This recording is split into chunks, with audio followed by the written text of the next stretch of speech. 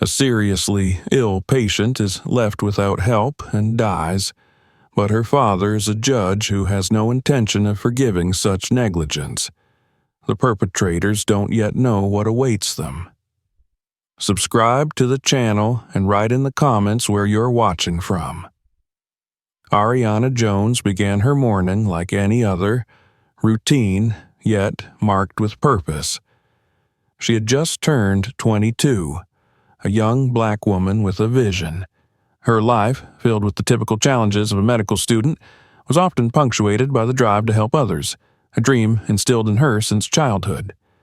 Growing up in a close-knit family with her father, Judge George Jones, as a guide and example of justice and fairness, Ariana had long aspired to a career where she could make a difference. Ariana's room was filled with a warm, soft light as the sun spilled in through her window. She rolled out of bed, stretched, and made her way downstairs, where the rest of her family was already bustling about. Her mother, Denise, was making breakfast while her younger brother, Michael, fumbled with his school books at the table, grumbling about an upcoming test. Her father, George, was sipping coffee and reading the morning news, his ever-present look of calm composure contrasting with the mild chaos of the morning. "You're up early," Denise said with a smile as Ariana sat down, pouring herself a glass of orange juice. "Can't sleep in forever, Mom," Ariana laughed. She glanced at Michael, who muttered something about chemistry exams. She reached over, tousling his hair, much to his annoyance. "You know," George began, looking over the rim of his newspaper with a smile, "I'm proud of you, Ari. Not everyone has the courage to pursue medicine, especially with the drive you have to make things right." Ariana's face softened. "Thanks, Dad. I know it's tough, but I really want to be someone who makes a difference. There are just too many people out there who don't get the treatment they need, who feel ignored. I want to be someone who changes that." George nodded approvingly. To him, justice was a principle that extended beyond the courtroom.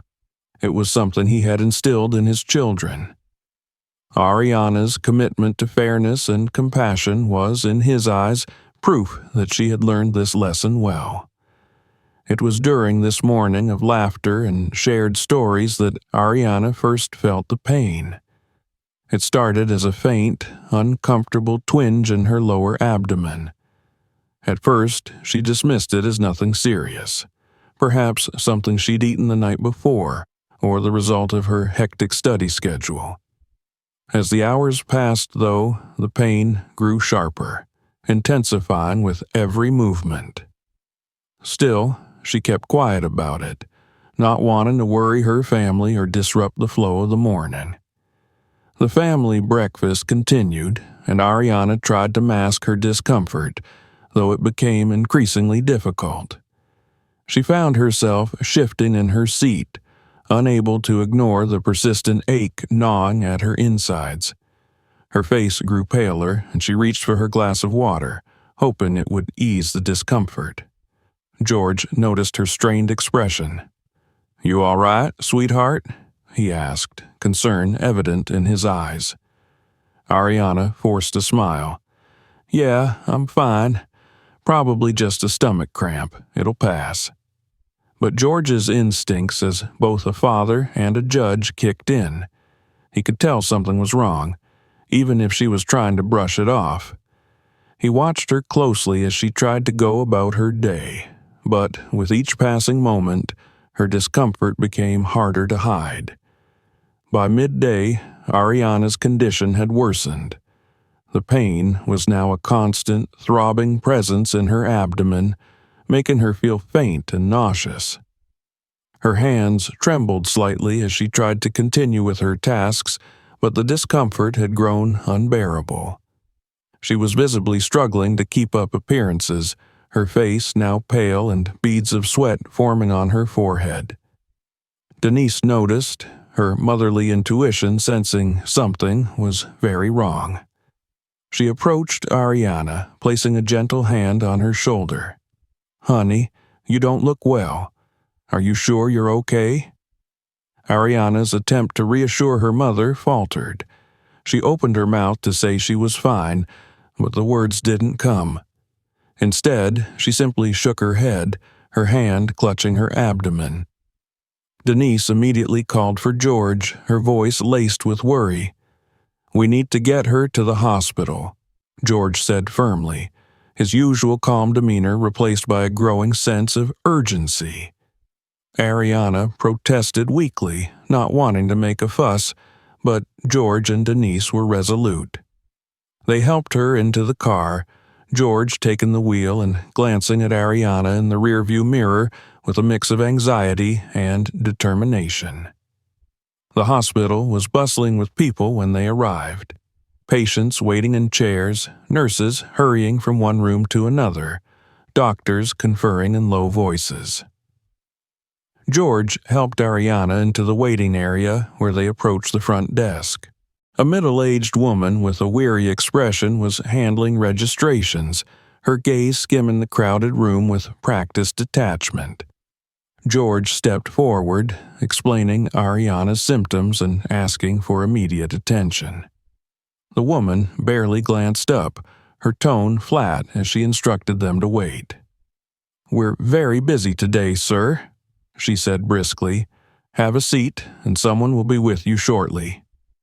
George frowned, his frustration rising. "My daughter is in severe pain.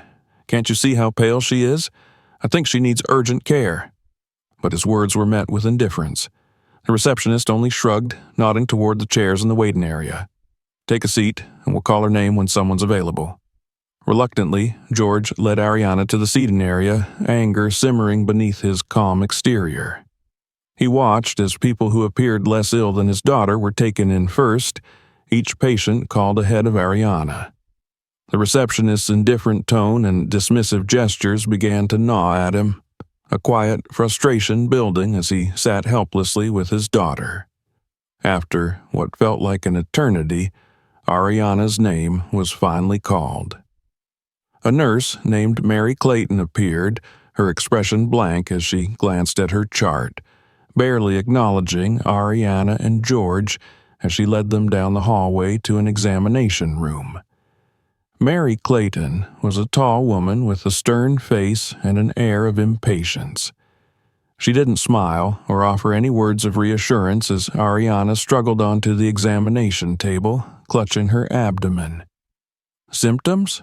Mary asked, not looking up from the clipboard in her hand. Ariana tried to describe the pain, sharp, unrelenting, growing worse by the minute. But Mary's response was cold, her tone dismissive. "You're probably just dehydrated. Young people these days don't drink enough water. I'll get you some ibuprofen." George stepped forward, his voice steady but firm. "Can't you run some tests? My daughter's in serious pain, and she needs more than just ibuprofen." Mary shot him a look of mild irritation. "Sir, we see patients like her all the time. Minor discomforts that feel worse than they are. I'll have her blood pressure taken, but that's all that's necessary right now." The dismissiveness in her tone stung, and Ariana felt a pang of shame, as though she was being accused of exaggerating her pain. She wanted to protest, but the pain was too overwhelming, leaving her unable to find the words. As they waited in the examination room, George's anger grew. He had seen injustices before, but never had he felt so powerless. He sat by Ariana's side, holding her hand, trying to keep his voice steady as he reassured her. Yet, he couldn't ignore the dismissive attitude they had encountered. The way his daughter's pain was brushed aside as if it were insignificant. He kept glancing at the clock on the wall, each minute ticking by like an eternity.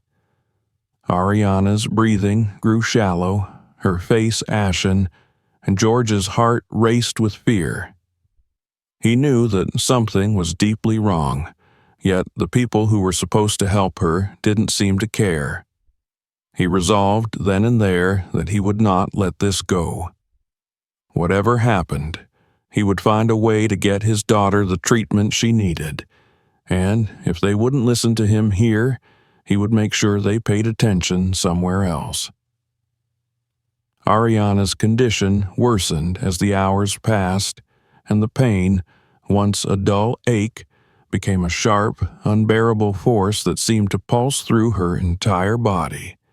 Her skin grew clammy, beads of sweat forming along her brow as she struggled to keep her breathing steady. George watched in alarm, his eyes darting between his daughter and the door, hoping someone, anyone, would finally take notice and offer her the care she so desperately needed. Despite his growing frustration, George tried to comfort Ariana, holding her hand and murmuring reassurances. But even he could feel the weight of his own helplessness. He was accustomed to power, to making decisions that changed lives, to being the voice that mattered in a room.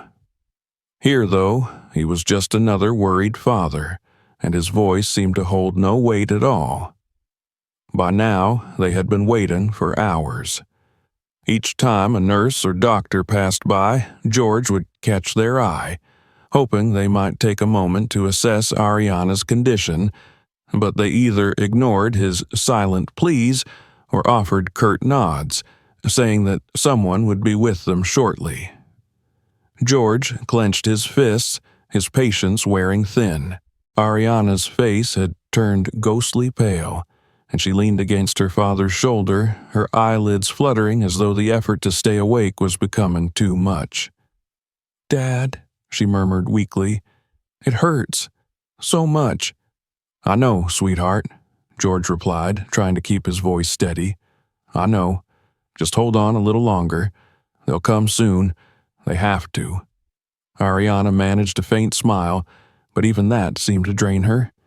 She closed her eyes, leaning her head back against the wall, her breathing shallow. George could feel his pulse pounding in his ears, his anxiety building as he watched his daughter, who only this morning had been so full of life and energy, now looking as though she might collapse at any moment. Finally, unable to contain his frustration any longer, George stood up and approached the front desk again. He demanded to see a doctor immediately, his tone no longer polite or patient. The receptionist, taken aback by his sudden intensity, assured him once again that they were doing their best and that Ariana's case was on the list. But to George, it was clear that they didn't see his daughter as a priority. She was just another name on a clipboard, another case that could be pushed aside. Returning to Ariana's side, George found himself torn between anger and despair. He couldn't understand why they were being treated this way, why his daughter's obvious pain was being dismissed so easily. He glanced around the waiting room, noticing that other patients, some of whom looked far less distressed than Ariana, were being attended to promptly. He couldn't help but feel a sense of injustice growing within him, a gnawing suspicion that their treatment here had more to do with prejudice than with any real shortage of resources. Ariana's grip on his hand tightened, pulling him from his thoughts. "Dad, I don't feel right. Something's really wrong," she whispered, her voice trembling. George's heart sank. He had always prided himself on being able to protect his family, to keep them safe from harm. But here he was, powerless, watching his daughter suffer and unable to do anything to ease her pain. He leaned closer, brushing a damp strand of hair from her forehead. "I'm here, Ariana," he said softly. "I won't leave you. I'll make sure you get the help you need." But deep down, a terrible fear gnawed at him. He couldn't shake the feeling that time was running out, that every second they waited was another second Ariana was being pulled further away from him. Just then, Nurse Mary Clayton entered the room, her expression as detached as before. She barely glanced at George or Ariana, her focus entirely on the clipboard in her hand. "Let's get her vitals checked," she said, as though she were announcing a routine procedure rather than addressing a young woman in visible agony. George stood up, his posture tense. "It's been hours," he said, his voice low but filled with a barely restrained fury. "My daughter is in excruciating pain. Can't you see she needs more than a simple checkup?" Mary shot him a quick, dismissive look. "We're following protocol, sir. There are procedures in place, and we're handling her case according to those guidelines." George felt his anger flare, but he held back. This was not the time to lose control. Ariana needed him to be calm, to keep pushing for her, no matter how infuriating the system seemed. He watched as Mary checked Ariana's pulse and blood pressure with mechanical precision, her hands moving with practiced indifference. As Mary made her way out of the room, George caught her arm, his gaze steady and intense. "My daughter is suffering.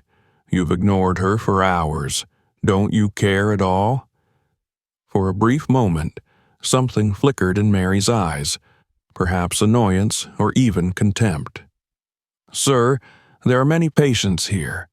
I understand you're concerned, but your daughter's case is not as critical as others we're dealing with." George clenched his jaw, fighting the urge to respond with the fury boiling inside him. He wanted to tell her that no other patient had endured this kind of neglect, that he had seen too many people being treated with care and urgency while Ariana was left to languish in pain. But he knew that arguing with Mary would achieve nothing. It would only waste more precious time.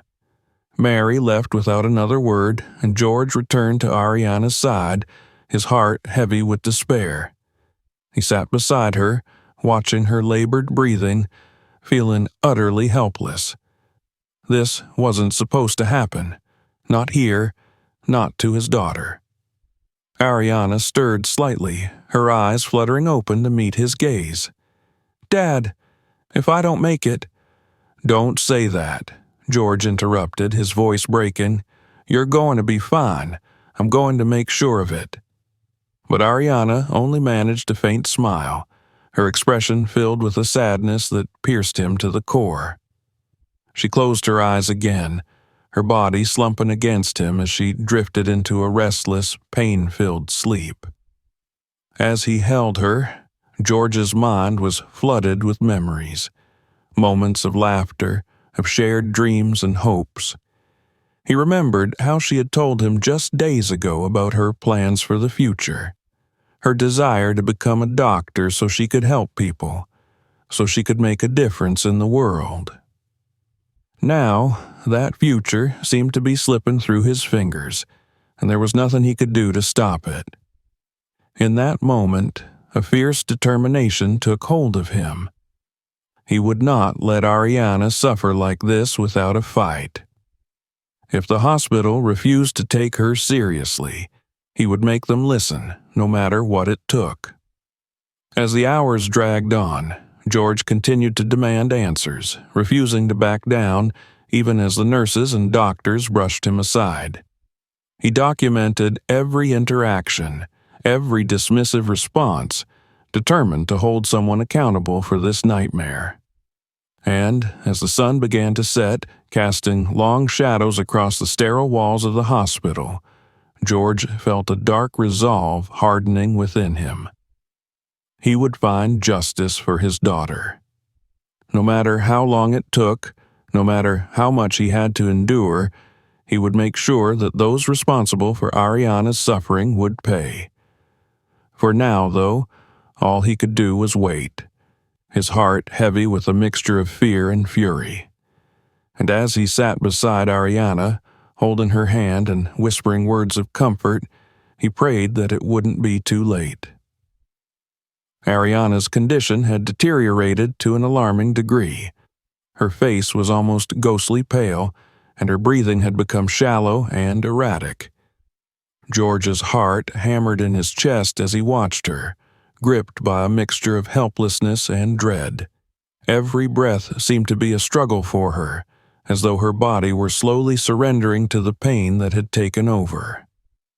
He checked the time on his watch repeatedly, each passing minute fueling his mounting frustration and fear.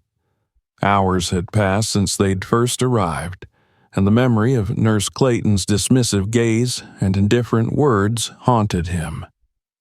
George found himself wondering if the hospital's indifference had roots beyond simple overcrowding or protocol, and a dark, uncomfortable thought began to take shape in his mind.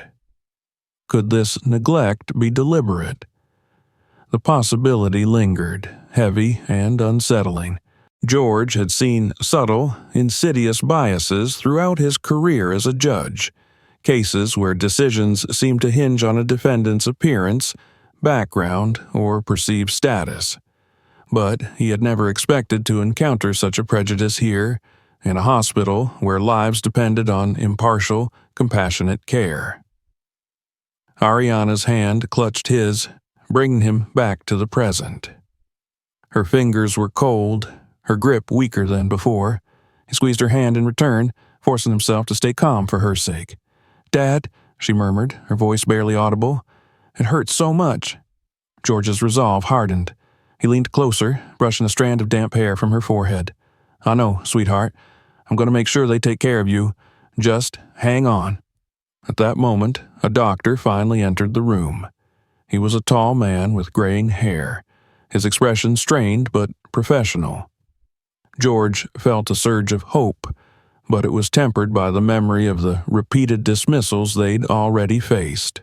Still, he was determined to remain calm and to advocate for Ariana as best he could.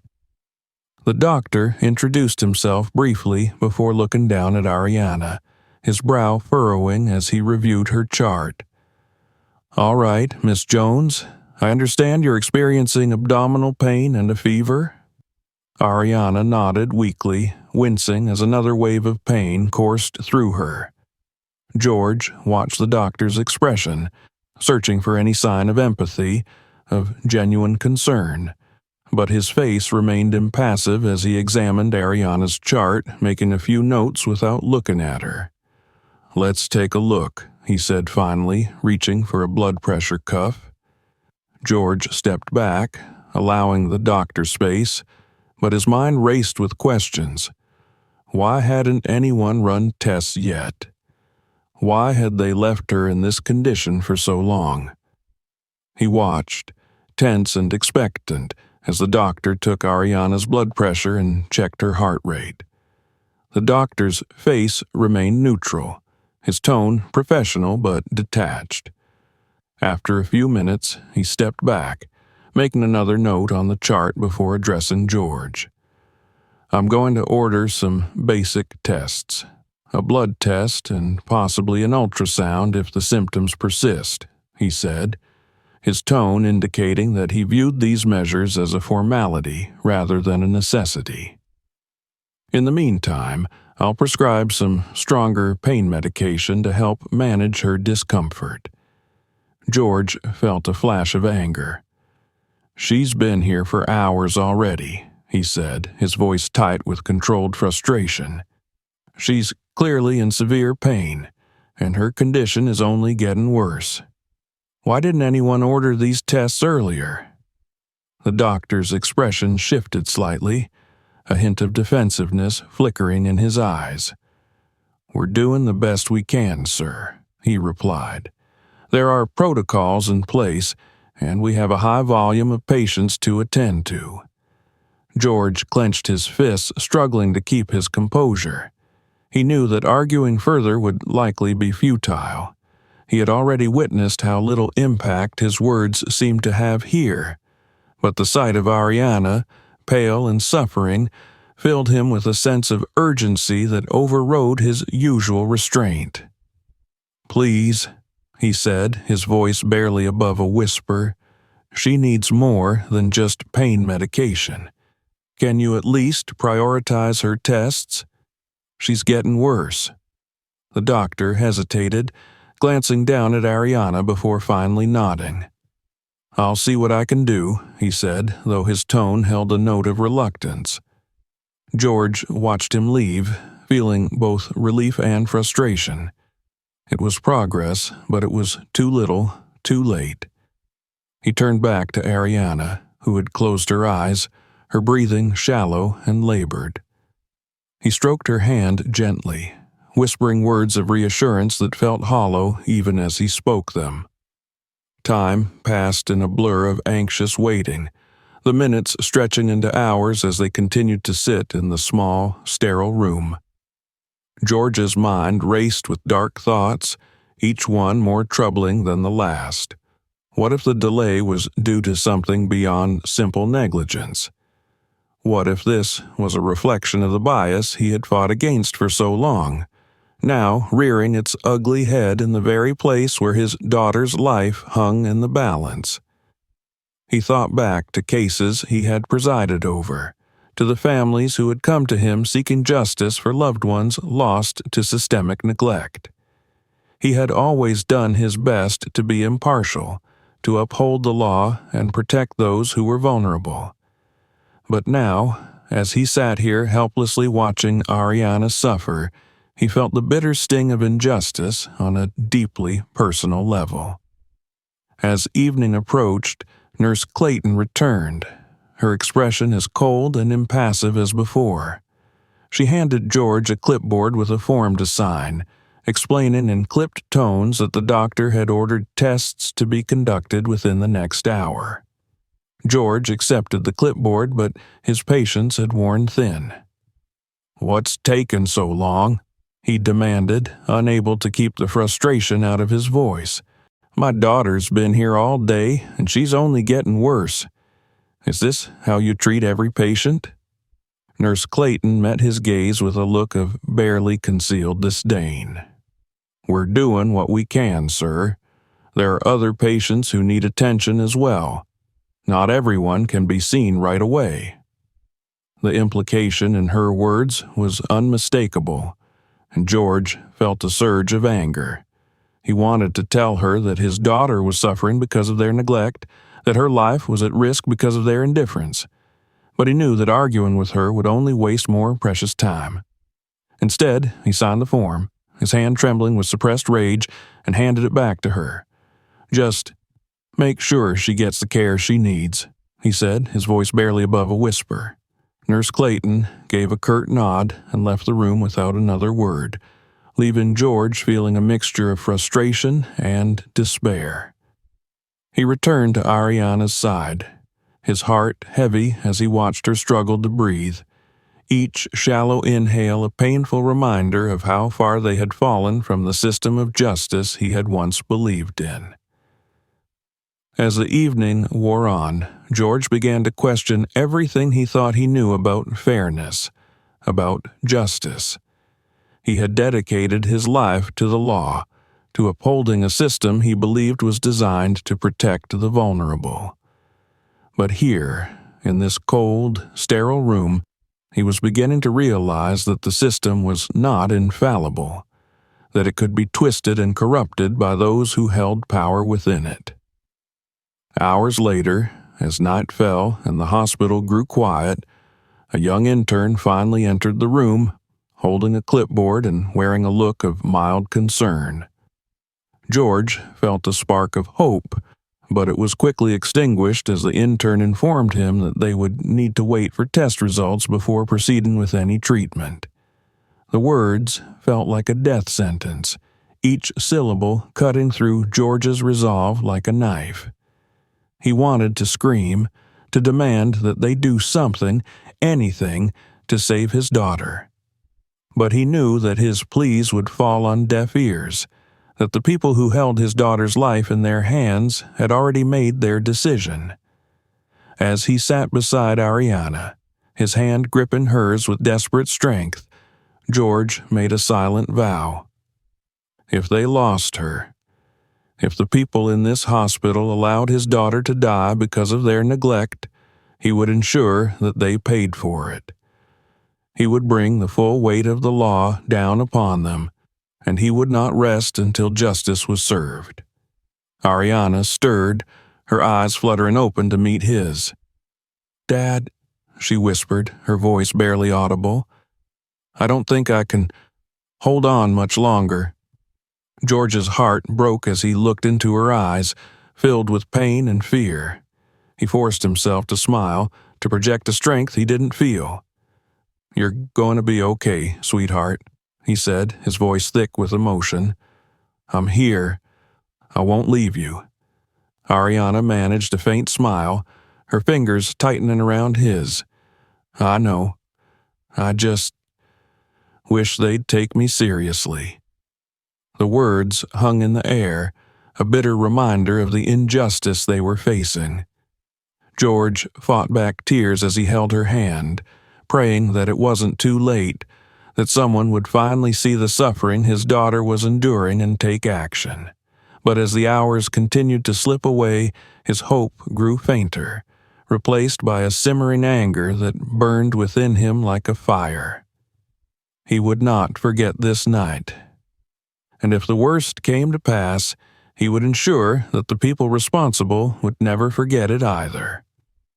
As night deepened, Ariana's condition spiraled into a state that was nothing short of critical. Her body seemed to burn with fever, her skin covered in a blotchy rash that spoke of a severe infection spreading rapidly through her system. She trembled, her breaths coming in short, gasping pants, each one a struggle that seemed to take her further from consciousness. George sat beside her, his hands clasped together tightly as he watched her with growing dread. He felt helpless, his once firm belief in the power of justice and order unraveling before his eyes. He had always believed in the system he served, in the principles of fairness and accountability. But now he couldn't help but feel betrayed by that very system, a system that seemed willing to let his daughter slip away without so much as an apology or explanation. He had lost count of how many times he had approached the staff, how many times he had asked, begged, even demanded that someone help her. And each time he had been met with the same indifference, the same hollow assurances that someone would attend to her soon. Now, as he looked down at Ariana's pale face, the spark of life fading from her eyes, he knew that soon was a word they could no longer afford. The door opened, and a doctor finally entered the room. Dr. Susan Hayes, her name tag read. She was a middle-aged woman with tired eyes and an air of detachment that made George's stomach twist. She barely looked at him as she moved to Ariana's side, glancing at her chart before finally looking down at the young woman lying on the bed. "I'm Dr. Hayes," she said, her voice professional but devoid of warmth. "I understand you've been experiencing severe pain." Ariana barely managed a nod, her eyes fluttering open briefly to acknowledge the doctor. George could see the hope in her gaze, a desperate, pleading look that cut through him like a knife. He wanted to say something, to force this doctor to take her seriously, but his words caught in his throat. Dr. Hayes performed a cursory examination, checking Ariana's pulse and temperature with clinical precision. Her face remained impassive as she noted the severity of the fever, the blotchy rash spreading across Ariana's skin. "This looks like an advanced infection," Dr. Hayes said, her tone still detached. "We'll need to start her on antibiotics immediately, and I'll order a blood test to determine the exact nature of the infection." George's anger boiled over. He couldn't hold it back any longer. "An infection? It's taken you all day to figure out what's obvious to anyone with eyes? She's been lying here in pain for hours, and you're only now thinking about antibiotics?" Dr. Hayes met his gaze, her expression calm but unyielding. "Sir, we have protocols to follow. This hospital is extremely busy, and we do our best to prioritize cases based on severity." Severity? George's voice shook with barely restrained fury. "My daughter's on the verge of collapse, and you're telling me this isn't severe enough to warrant immediate care?" Dr. Hayes gave him a brief, dispassionate look. "I understand your frustration, but we have to assess each case individually. Now, if you'll allow us to proceed, we'll do everything we can to help her." George wanted to scream, to grab the doctor and shake her out of her complacency, to make her see the horror of what was happening.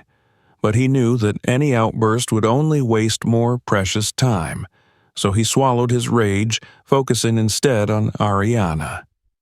"Do whatever you have to," he said tightly, his gaze fixed on his daughter. "But you'd better save her." Dr. Hayes ordered the tests, and within minutes a nurse entered the room to draw Ariana's blood. George watched as the nurse handled the process with practiced efficiency, but he couldn't shake the feeling of resentment that had taken root in his chest. Why had it taken so long for them to reach this point? Why had his daughter been left to suffer in silence while others received care and compassion? As he waited for the results, George held Ariana's hand, his mind racing with memories. He thought of the last conversation they'd had just that morning, of her dreams of becoming a doctor and helping those in need. Now, those dreams seemed distant and fragile, slipping through his fingers with each labored breath she took. Ariana stirred, her eyes opening to look at him with a faint smile. "Dad, I'm scared." George's heart ached as he squeezed her hand. "I'm here, sweetheart. You're going to be okay. Just hold on a little longer." But deep down, he wasn't sure he believed his own words. He could feel her slipping away, and every second that passed felt like a cruel reminder of how powerless he was to stop it. The door opened again, and Dr. Hayes returned, her expression unreadable as she reviewed the results. George watched her intently, his fists clenched at his sides, waiting for any sign of hope. "We have a preliminary diagnosis," she said finally, her tone still detached. "It appears to be a bacterial infection, likely sepsis. We'll start her on a broad-spectrum antibiotic, and we'll need to monitor her closely to see how she responds." Sepsis. George's voice was barely a whisper, the word sending a chill down his spine. He knew enough about medicine to understand the gravity of that diagnosis. Sepsis was a life-threatening condition, one that required immediate and intensive treatment. "Yes," Dr. Hayes replied, her tone clinical. "It's a serious infection, but we'll do our best to manage it. With the right treatment, she should improve within a few hours." George felt a surge of anger and despair. All of this could have been avoided if they had taken her symptoms seriously from the start. But now they were facing a battle against time, a race to save his daughter's life that should never have been necessary. As the nurses began administering the antibiotics, George stayed by Ariana's side, his hand never leaving hers. He could see the pain etched into her face, the strain of each breath as she fought against the infection raging within her. He whispered words of encouragement, willing her to hold on, to keep fighting. Hours passed, each one stretching into an eternity as he watched the slow, agonizing progression of her treatment. Ariana's fever showed no signs of breaking, and her breathing remained shallow and labored. George's hope wavered with each passing minute, his faith in the medical team eroding as he saw the toll that their neglect had taken on his daughter. Finally, as dawn broke, casting a pale light over the sterile hospital room, Ariana opened her eyes, her gaze unfocused and distant. George leaned closer, his heart pounding as he searched her face for any sign of improvement. But there was none. Her eyes were filled with a quiet resignation, a look that broke him in a way he hadn't thought possible. "Dad," she whispered, her voice barely audible, I don't think I'm going to make it." George shook his head, his voice thick with emotion. "Don't say that, sweetheart. You're strong. You can beat this.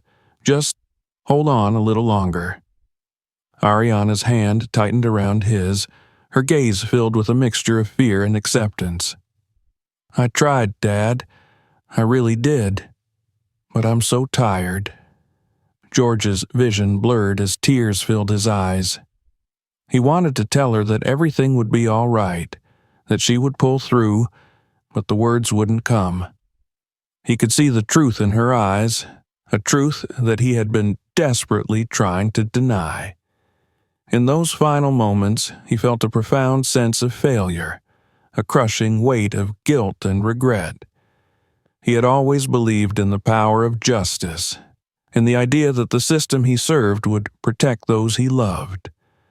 But now, as he held his daughter's hand and watched the light fade from her eyes, he realized that the system had betrayed them both. Ariana's breathing slowed, her grip on his hand weakening. She looked up at him one last time, her lips forming a faint, sad smile. "I love you, Dad." George choked back a sob, his voice barely a whisper. "I love you too, Ariana, more than anything." And then, with a final, shuddering breath, she was gone. The room was silent, the only sound the quiet hum of the hospital machines.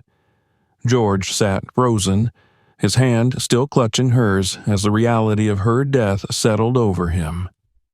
A cold, numbing emptiness filled him, a sense of loss so profound that he could barely breathe. In that moment, something within him broke. The man who had once believed in the power of justice, who had devoted his life to upholding the law, felt a dark resolve take hold of him. He would not let Ariana's death be in vain. He would make sure that those responsible for her suffering and neglect would pay for what they had done. As he sat beside his daughter's lifeless body, his heart filled with a cold, unwavering determination. He would find justice for her no matter what it took, and he would not rest until the people who had failed her were held accountable. The grief had yet to fully settle in, and George felt as though he were moving through a thick fog. He moved mechanically, each step, each breath weighed down by the suffocating heaviness of Ariana's absence. The drive home from the hospital was a blur, and when he finally stepped through the door of their house, it felt like he was stepping into another life, one that was shattered, empty, and irrevocably changed.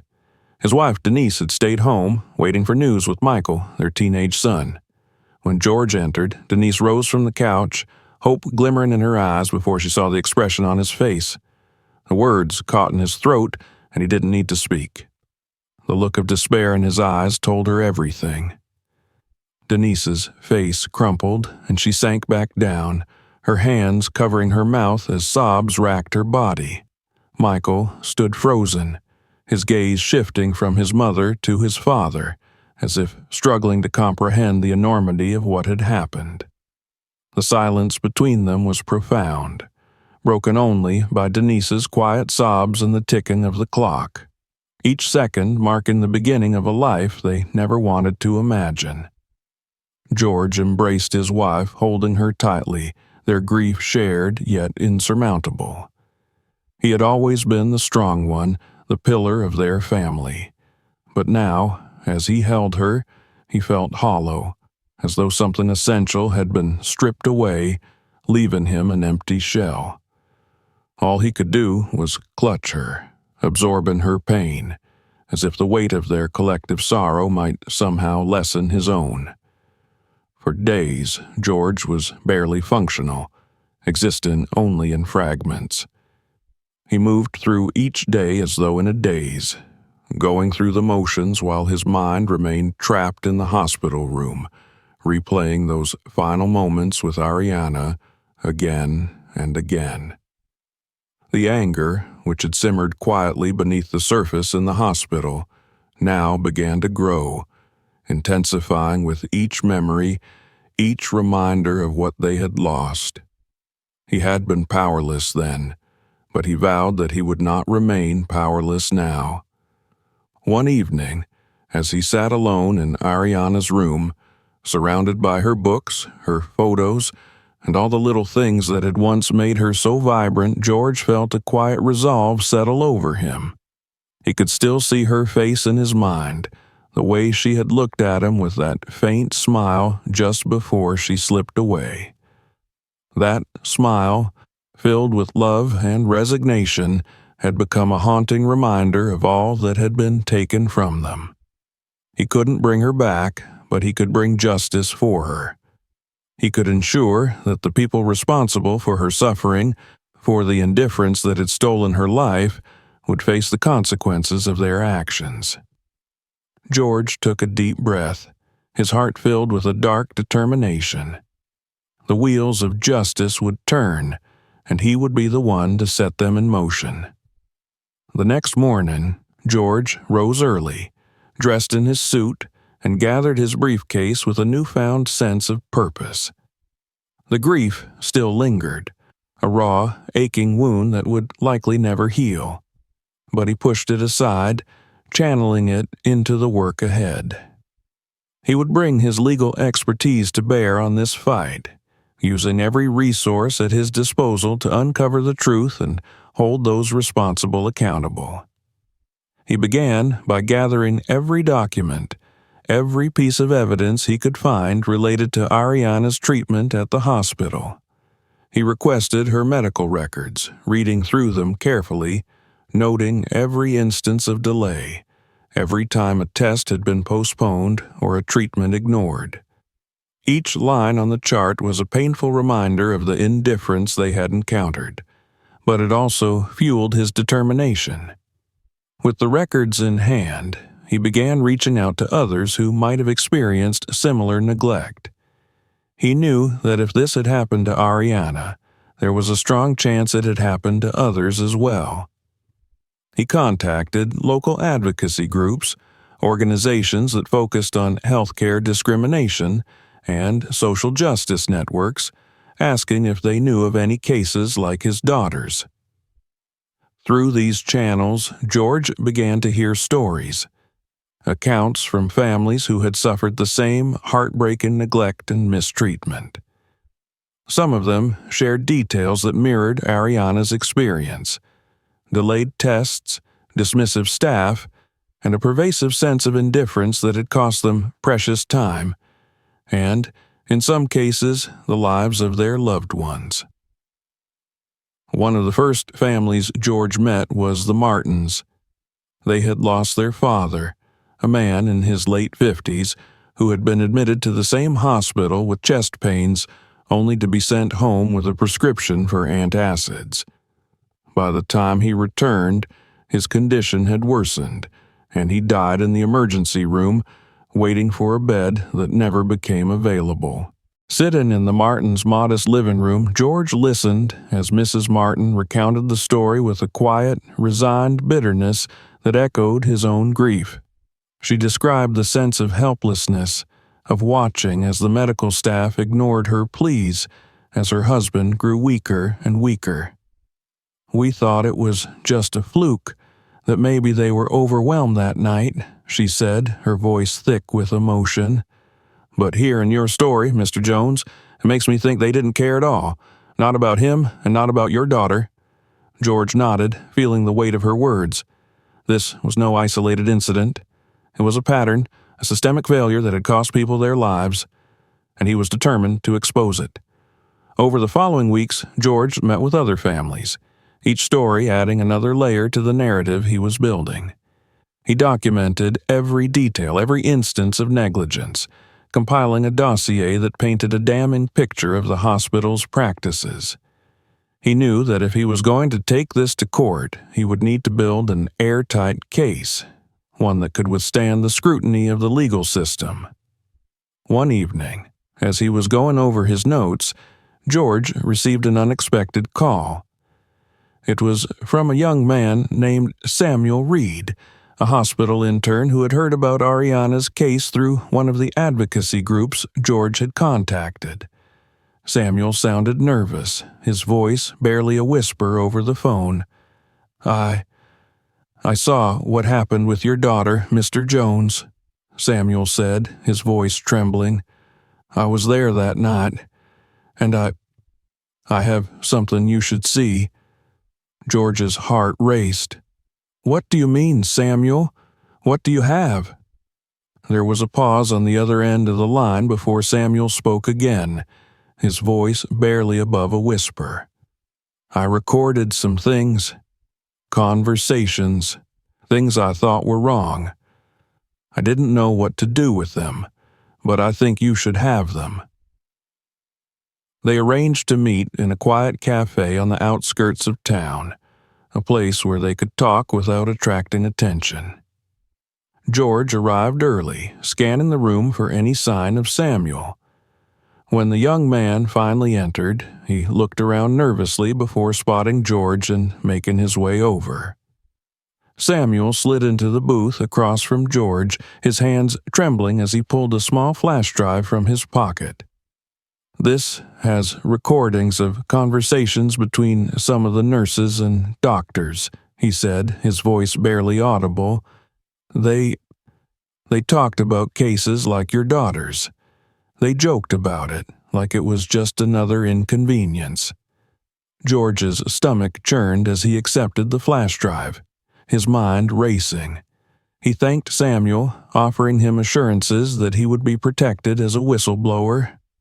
Samuel nodded, relief evident on his face as he left the cafe, disappearing into the night. When George returned home, he plugged the flash drive into his laptop, his hands shaken as he listened to the recordings. The voices were clear, unmistakable. The voices of medical professionals discussing patients with a shocking lack of empathy, mocking those who overreacted to symptoms and dismissing cases that they deemed not worth the effort. The recordings were damning, a chilling confirmation of what George had suspected all along. The indifference, the lack of care, it wasn't an accident. It was a deliberate, systemic failure, one that had cost Ariana her life. Armed with this new evidence, George knew that the time had come to take his fight public. He reached out to several journalists, sharing Ariana's story along with the evidence he had gathered.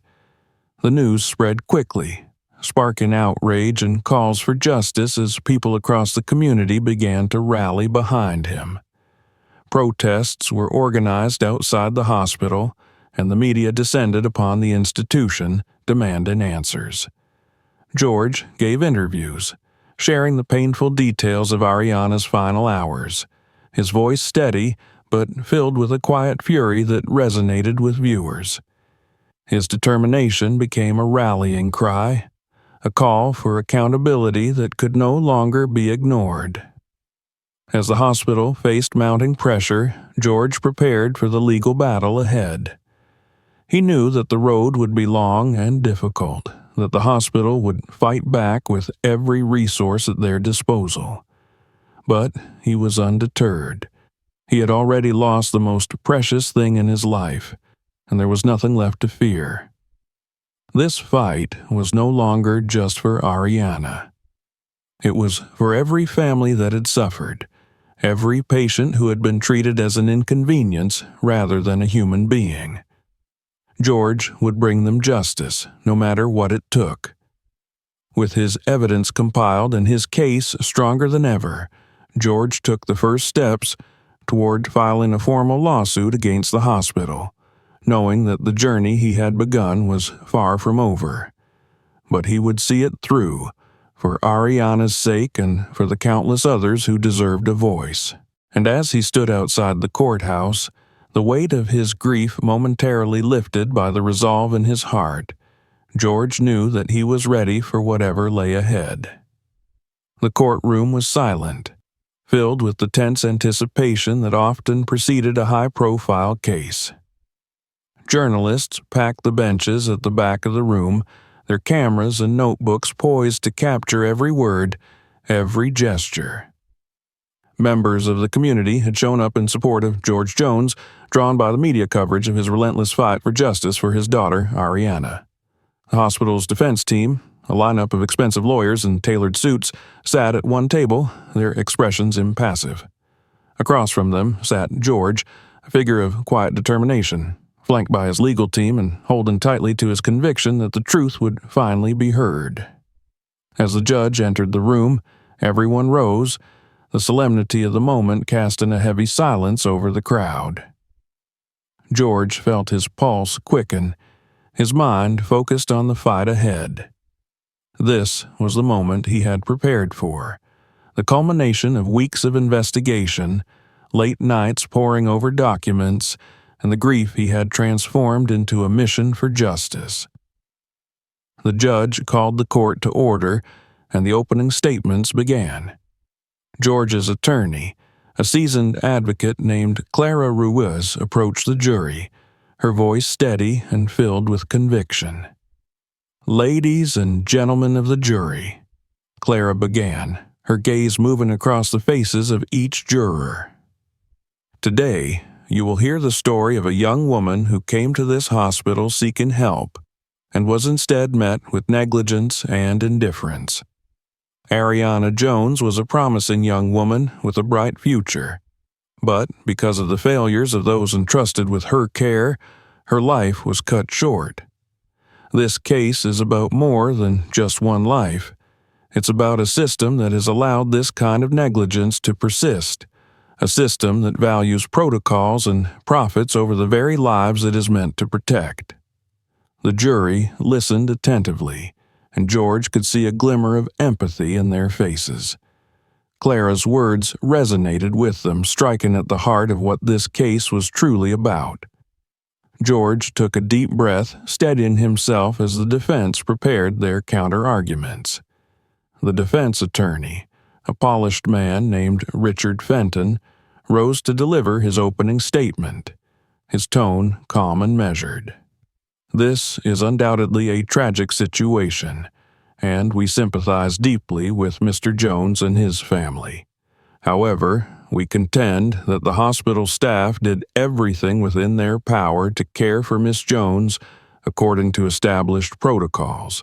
There were no malicious intentions, no negligence, only a commitment to following procedures in a challenging and overcrowded healthcare system." George felt a surge of anger as he listened to Fenton's words. The defense was attempting to reduce Ariana's suffering to a matter of protocol, as though her death were a mere oversight in an otherwise efficient system. But he knew the truth, and he was determined to ensure that the jury saw it as well. The trial proceeded with a series of witnesses, each one shedding light on the hospital's practices and the events leading up to Ariana's death. First to testify was Samuel Reed, the young intern who had provided George with the damning recordings of the hospital staff. Samuel looked nervous as he took the stand, his eyes darting around the room before finally settling on George. "Mr. Reed," Clara began, her voice gentle but firm, "can you tell us what you witnessed on the night Ariana Jones was admitted to the hospital?" Samuel cleared his throat, glancing briefly at the defense team before answering. I saw that the staff didn't treat her case as urgent. They talked about her like she was exaggerating her symptoms. Some of the nurses, including Nurse Clayton, even made jokes about her, saying things like, 'Here comes another drama queen.'" His voice wavered, but he pressed on. I felt uncomfortable with the way they spoke about her, so I recorded some of their conversations." Clara nodded, her expression supportive. "And did you ever feel that this attitude of dismissal or indifference extended to other patients as well?" Samuel hesitated, then nodded. "Yes. There were several cases where patients who didn't look serious enough were left waiting, even if they were clearly in pain." Clara introduced the recordings into evidence, playing them for the court. The voices of the hospital staff filled the room, their dismissive laughter and casual remarks about overreacting patients echoing in the tense silence. The jury shifted uncomfortably, their expressions a mixture of shock and dismay. George watched their reactions, feeling a small glimmer of hope. They were beginning to see the truth. The defense attempted to downplay Samuel's testimony, arguing that he was a young, inexperienced intern who might have misunderstood the protocols or taken remarks out of context. But the recordings were hard to ignore, and George could see that the jury's initial sympathy for the hospital was starting to waver.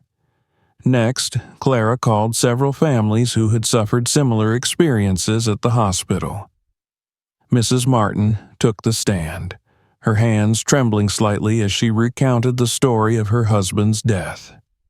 Her voice was soft but steady, each word heavy with the weight of loss. "My husband. He was in pain, and I begged them to help him," she said, her eyes glistening with tears. "But they kept telling me he'd be fine, that there were others who needed attention more urgently. By the time they finally saw him, it was too late. He died in that waiting room, just feet away from the help he needed."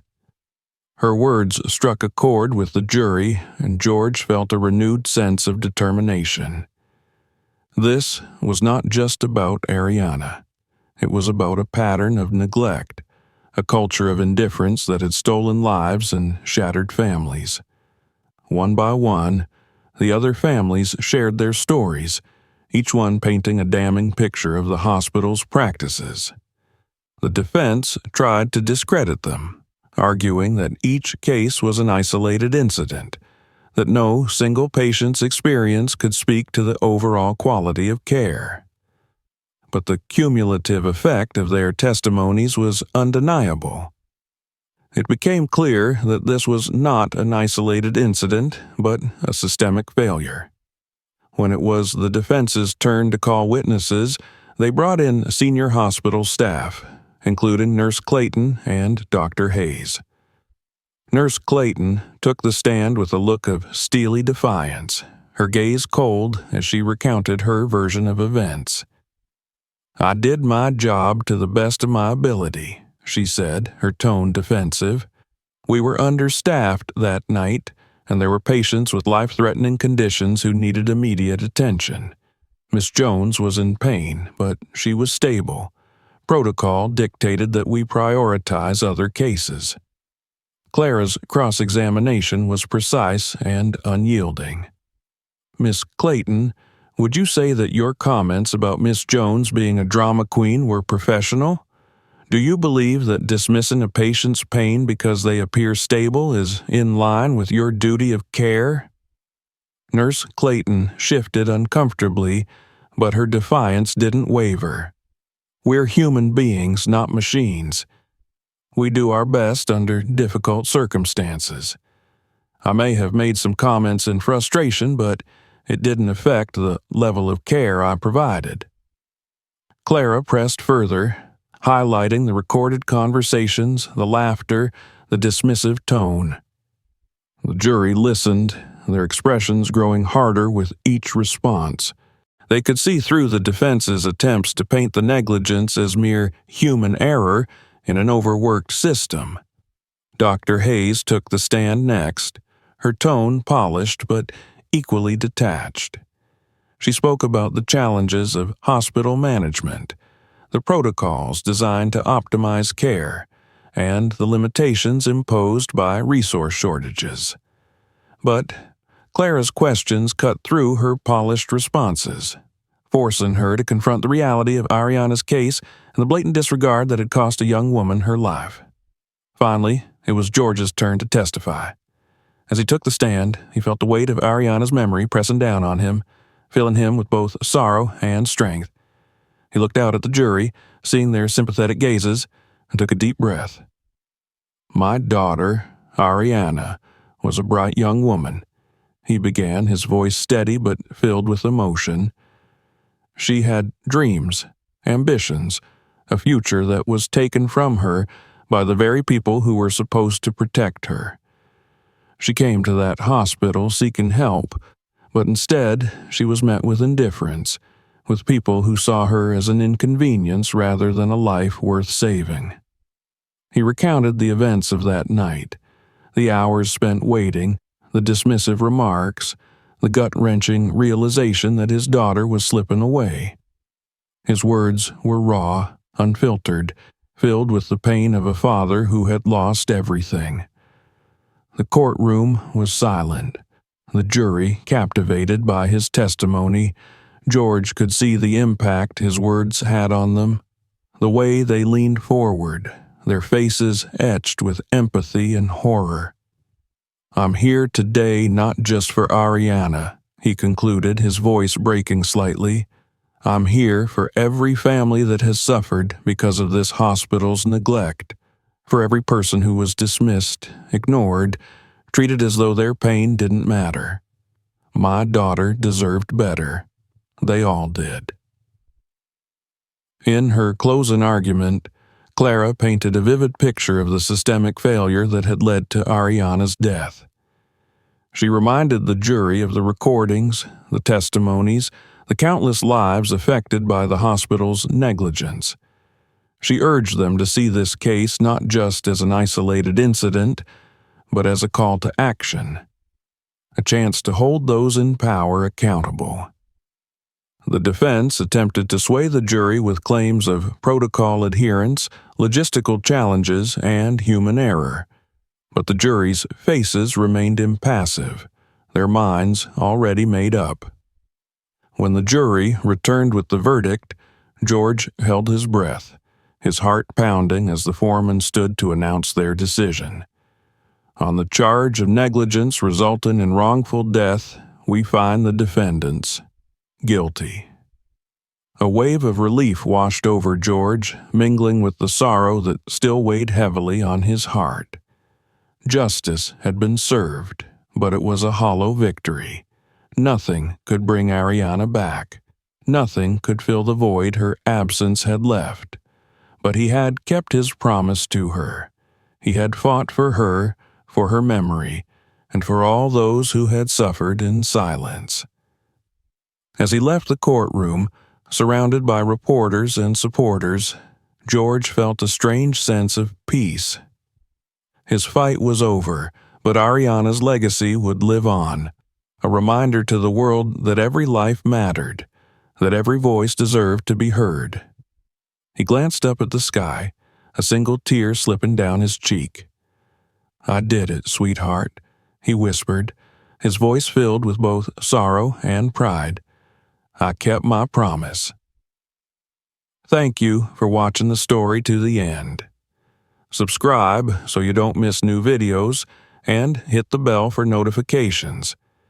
We have many more stories you'll definitely want to see. Go to the next videos and stay tuned. There are more stories to come.